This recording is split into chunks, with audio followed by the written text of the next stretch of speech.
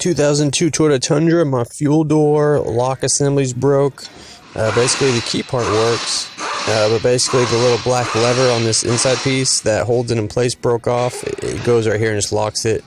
It broke off, so I'm going to fix it. Now there's two ways to go about this. You can get yourself a new one. That's a Toyota OEM one. Comes with a new key and new lock assembly and everything. And this is the easiest way to do it, is just replace the whole thing, but you'll have to use a new key every time you do your gas.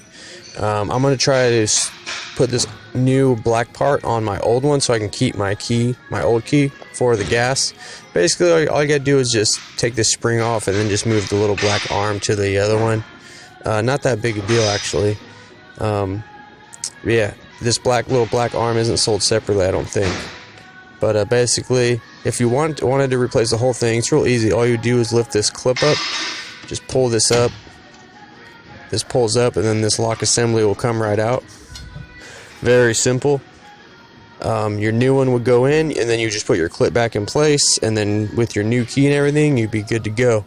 I'm gonna take this old lock assembly and keep it, and I'm gonna take my new one and take this black arm off.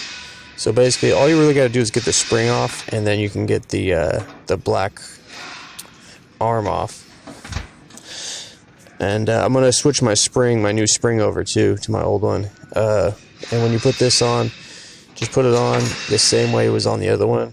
There's only like two ways you could put it on. So like the first time you put it on, you have like a 1 in 2 chances of getting it how it was. I would keep your spring on, or I'll take the old spring, and then I would put the new spring on first, and then put your arm on. You could try to do arm first and then spring over it. I'm sure it could be done, but what I did is I did my spring first, and then I put my arm on. And then you just kind of put the spring on, you kind of twist it, and it'll fall in place.